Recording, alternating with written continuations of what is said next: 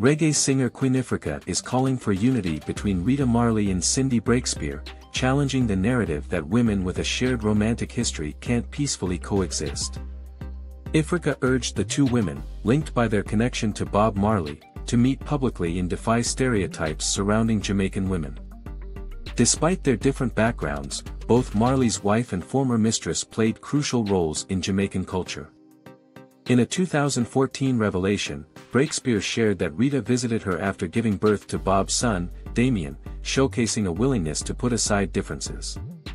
The women also united to care for Bob during his battle with a rare form of skin cancer.